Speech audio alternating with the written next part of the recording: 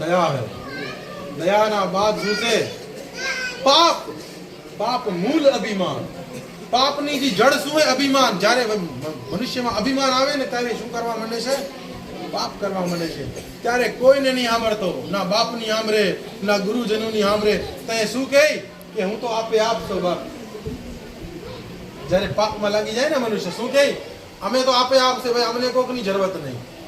રાવણ શું કહ્યો હે કે હું તો આપ દેવાદિદેવ મહાદેવને ઉપાડીને ક્યાં લઈ જાય? પેલા આપના લંકા લઈ જવાનો. ત્યારે કૈલાશ પર્વતને ઉપાડી દીધો ભાઈ, કૈલાશને. એમાં કેટલી શક્તિ હોય છે? ભક્તોમાં પરમ ભક્ત શિવ તાંડવ સ્તોત્રની રચના કરનારો રાવણ, અરે ઈ વેદ પુરાણ ઉપનિષદોનો જ્ઞાતા શું એને કંઠસ્થ હતા.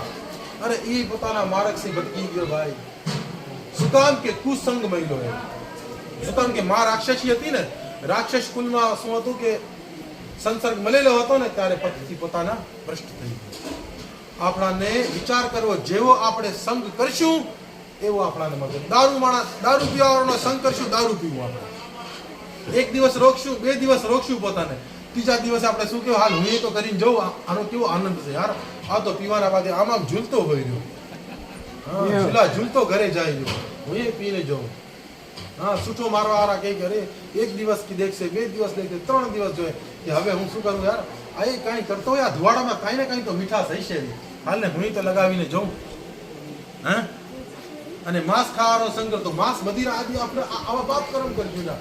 તો જ્યારે આપણે સાધુ અને સંતનો, અરે આ દેવાદિદેવ મહાદેવ પોતાની પત્નીના સહિત ક્યાં કુંભજ ઋષિના પાસે જાય ગયા. અરે ધરતી માથે ભિક્ષુ ભિખારીના ઘોડે બેઠો હોય, શું રામ કથા કરતો હોય. સંસારી વ્યક્તિ જો કે તેલા તો ભિખારી હે, ભીખ માંગતો હોય. કુંભજ ઋષિના આશ્રમમાં જઈને એને કહે કે રામ કથાનો સંવાદ કરો. ત્યારે સાચું આપણું જે ધન હે, આપણાને આવા મહાત્માનો સંગ કરવો હોય, આપણને ભગવાનની ભક્તિ કરવી હે. આપણાને ભગવાનથી ભક્તિથી હટીને મનમનાજી બહુવત ભક્તો મધ્યાજી મામ નમસ્કરો. ભગવાન શ્રી કૃષ્ણ અર્જુનને કહીએ કે મારો ભગત બન, મને નમસ્કાર કર. મારું ભગત બનવું હોય, મને નમસ્કાર કરવું હોય તો ઈ ક્યાં આવશે? મારા ધામમાં આવશે, જ્યાંથી એને પાછો આ મૃત્યુ લોકમાં નહીં આવવું પડશે.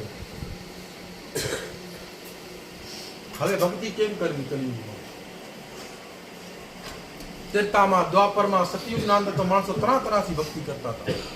હા ઋષિ મુનિ તો હજારો વર્ષો સુધી તપસ્યામાં લીન થઈ જતા હતા ભગવાનને પ્રાપ્ત કરવા માટે.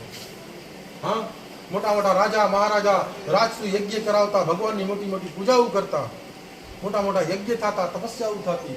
હવે આ કલિયુગના સમયમાં કેવી રીતે આપણે ભક્તિ